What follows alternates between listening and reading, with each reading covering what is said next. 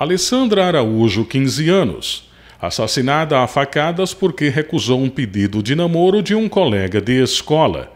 O adolescente que matou Alessandra perseguia a menina há um tempo e era obcecado por ela. O crime aconteceu na zona rural de Junqueiro. Maria Lenilda Vieira da Silva, 28 anos, morta com cerca de 10 tiros pelo marido, que se matou em seguida. Maria vivia uma relação abusiva há anos e era constantemente vítima de violência doméstica. Daniela Fernandes Silva Belo, 29 anos, assassinada pelo marido com pelo menos 16 golpes de arma branca.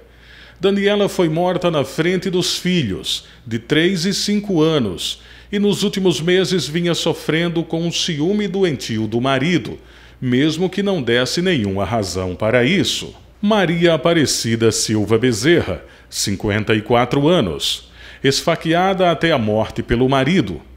O homem constantemente ameaçava e agredia a mulher. Chegou até a clonar o celular dela e colocar um rastreador no veículo em que ela usava. Estudantes, donas de casa, advogadas, bancárias, mulheres de todas as idades e profissões. Elas estavam entre nós e circulavam normalmente como qualquer uma, mas tiveram a vida ceifada de forma trágica e precoce. Todos esses casos de feminicídio aconteceram em menos de um mês aqui no estado de Alagoas. E o que eles têm em comum?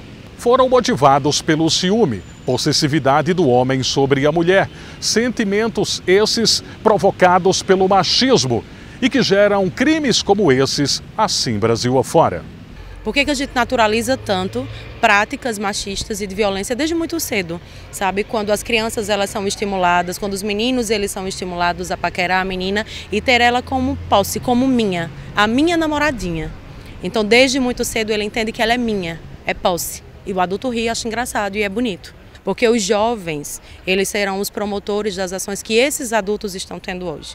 Então, se você me pergunta como que a psicologia pode ajudar, acolhendo primeiro, agora, de cara, crianças e adolescentes e a gente introduzindo essas pautas, desmistificando, parando de naturalizar a violência, parando de naturalizar machismo e parando com essa coisa de que esse empoderamento feminino está somente ligado às questões de autocuidado. Segundo a psicóloga, é necessário ficar atento aos sinais de abusos e violência, que vão muito além de agressão física ou verbal. As coisas não acontecem da noite para o dia, ninguém se torna vítima de violência da noite para o dia e nem um agressor da noite para o dia. Esses sinais eles vêm sendo dados, né? E a gente vai percebendo muita coisa, porque às vezes, vou te dar um exemplo muito claro, o casal que aparentemente funciona bem, funcional, se dão bem, se respeitam, estão aqui numa roda e o discurso dela é invalidado, ela é ali oprimida, ela não pode simplesmente manifestar o desejo, por exemplo, de não querer mais estar naquela relação. Esse caso, por exemplo, não sei também porque eu estou falando baseado no que eu li, no que eu ouvi, mas eu já ouvi relatos de que ela já tinha manifestado o desejo de tentar reparar algumas questões da relação que já não estavam mais tão funcionais assim. E do outro lado havia um movimento de que a vida não tinha sentido sem aquela pessoa fazendo parte, né? Então por aí você percebe já uma relação de dependência, você já percebe o controle, você já percebe uma presença muito forte do machismo, do patriarcado, onde o homem decide a hora que a relação começa e que ela termina. E que essa mulher ela não tem autonomia para começar e terminar uma relação. E quantas questões se tornam dentro de um relacionamento disfuncional e que a voz dessa mulher é completamente invalidada porque entendeu-se desde que, né, quando a gente fala sobre essas questões estruturais, até porque machismo é estrutural, tá? Que essa mulher, quando ela posiciona o que ela pensa, ela precisa ter isso validado pelo companheiro, pelo chefe, pelo pai, pelo irmão, que a voz dessa mulher sozinha acaba não tendo essa representatividade toda. Que ele promove enquanto olhar, enquanto fala, enquanto empurrão, enquanto mensagem, enquanto comentário, é naturalizado, porque parece que tudo tem uma justificativa e a mulher pode esperar um pouquinho. Você sempre pode esperar um pouquinho porque ele vai mudar, é porque ele é imaturo. É porque é o pai dele que é desse jeito, ele aprendeu daquela forma, então paciência que vai passar.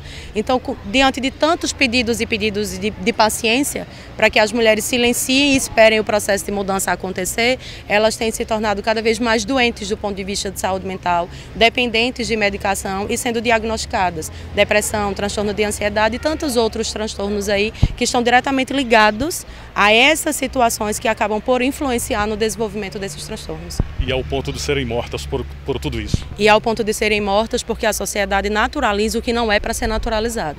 Comunicação violenta não é para ser naturalizado, machismo, patriarcado. A gente vive num país sexista, machista, que tem matado mulheres todos os dias e tem promovido diversos tipos de violência contra todas nós. Em termos legais, há duas leis que garantem a proteção da mulher: a Lei Maria da Penha e a Lei do Feminicídio. O crime de feminicídio, ele foi criado devido ao ódio cultural implantado em nossa sociedade, porque foi, ao passar dos anos analisados, o grande índice de crimes contra a mulher, principalmente a questão de homicídios. Então, foi necessária a criação dessa lei para alterar o nosso Código Penal, para haver uma penalidade específica para o crime com relação à mulher. Então, é com relação ao ódio.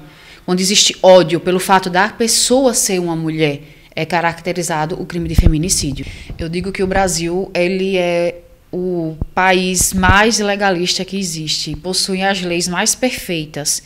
E uma delas eu acredito que seja a Maria da Penha. Ela é uma lei que engloba tanto todos os tipos de violência como todas as formas de penalização corretas. Ela, apesar de ser uma lei antiga, ela vem sendo aplicada. Ela vem sendo que precisa da sociedade, dos gestores, haver essa aplicação. Então, existem várias leis que protegem as mulheres. Eu acredito que elas têm que ser divulgadas de uma forma maior, até para elas não acharem que não vai ficar sem haver impunidade. Por isso que tem que haver a denúncia para poder que os passos sejam dados, para poder que a lei seja cumprida. Dados repassados à nossa reportagem pela Secretaria de Segurança Pública apontam que até julho deste ano, 15 mulheres foram mortas em crimes semelhantes. Antes que os abusos e a violência cheguem ao extremo, é preciso que a mulher consiga socorro. Nós temos o Centro de Atendimento à Mulher, que é o 180. Temos também aqui em Arapiraca, por exemplo, temos a Delegacia da Mulher, temos o Juizado de Violência contra a Mulher, temos a Casa da Cidadania. Então, todos esses órgãos, eles estão preparados para o recebimento de mulheres que sofreram qualquer tipo de violência, não só a física, lembrando, né? O tipo de violência da mulher é a violência psicológica, é a violência... A física, eu costumo dizer que ela é o último estágio. Então, antes da violência física, há outras violências. Essa questão também da violência patrimonial, com relação à questão financeira. Então, a mulher pode e deve pedir ajuda. O problema é que há necessidade da denúncia. A mulher tem que ter a coragem de tomar a iniciativa da denúncia para que os órgãos possam fazer de tudo para que a lei seja aplicada. Tem que haver a denúncia e, óbvio, a cobrança também da efetividade da lei. E quando se fala em ajuda, o apoio de outras mulheres é fundamental. Amigas, familiares, colegas de trabalho. Sim, nada como a sororidade. O que é a sororidade? Essa união de mulheres em prol da nossa própria causa.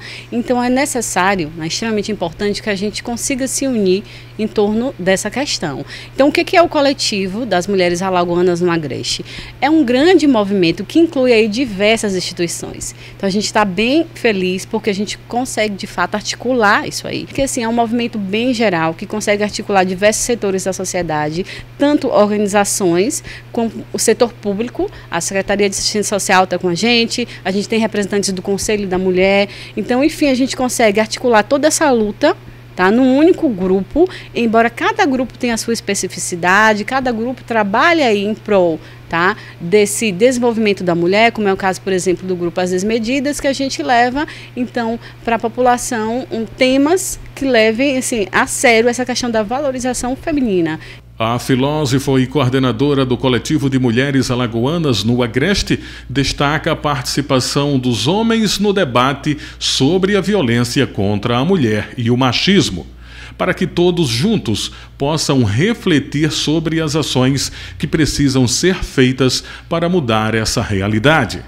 E eu chamo também a participação masculina. É extremamente importante que a gente entenda que não é só um elas por elas, são todos e todas por nós mesmos. Porque mulheres saudáveis, mulheres que de fato não sofram violência, a gente consegue então replicar em uma sociedade que tenha então mais saúde mental, que consiga se desenvolver também, né, em vários setores de vida. Então é muito importante a gente entender que não é uma causa de feministas, é uma causa coletiva. Tá? E que o problema é que acomete as mulheres, como por exemplo, o que é mais agravante, que é o feminicídio, é só uma pontinha do iceberg de um grande problema geral e que na maioria das vezes fica encoberto. Porque a violência doméstica ela é invisibilizada. E é isso que a gente precisa estar mostrando para a sociedade, dizendo, olha, nós sabemos o que é ser mulher, a gente sofre muito na pele, a gente sofre por conta de uma estrutura ideológica que ainda é muito opressora. Então está na hora da gente conseguir se entender, tá? O que é que de fato está acontecendo ou ainda acontece e dar um nome. E tem um nome muito claro para isso, que é o machismo e a cultura do patriarcado. É preciso a gente entender o que significa isso, sem simplesmente já dizer de cara que é algo que não parece bom, que é algo desinteressante, né? A gente tem que entender que isso é algo que é muito comum, que acomete a gente continuamente. Só a partir da conscientização coletiva que histórias como a de Alessandra Araújo, Maria Lenilda, Daniela Fernandes e Maria Aparecida poderão não se repetir mais. Não há uma guerra do sexo, não é uma luta contra os homens, muito pelo contrário, a gente precisa de vocês para entender que de fato o homem também tem esse lado que eu acho importante que a gente coloque. O homem precisa reconhecer também a sua fragilidade, porque é no não reconhecimento dessa sua fragilidade que ele quer impor, né, a sua força como forma de submissão. Então, por exemplo, na hora que ele é rejeitado, na hora que ele se sente diminuído e cria-se vários problemas da violência contra as mulheres, não está exatamente no comportamento das mulheres, mas no comportamento dos homens para com as mulheres, que não é exatamente o problema do indivíduo, é um problema coletivo, que é uma cultura, como eu estava falando anteriormente, a gente continua se comportando como a gente se comportava há 2, 3 mil anos atrás. Essa cultura ainda é muito forte. A gente é o quê? 15% na política?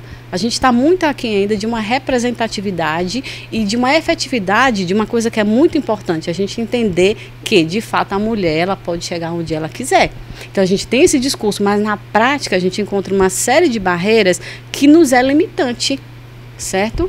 Isso é muito complicado e a gente precisa estar combatendo continuamente isso aí. Mas não é uma luta, tá? Não é uma guerra do sexo, é uma guerra de consciência e a gente precisa sim da mentalidade masculina junto com a nossa para a gente se reentender. E o homem entendendo sim, né, que ele tem esse aspecto também que precisa ser acolhido, que precisa ser entendido, né, que não necessariamente precise de fato estar mostrando que é o homem, né? Para que essa imposição? Essa é a raiz de toda a violência contra a mulher.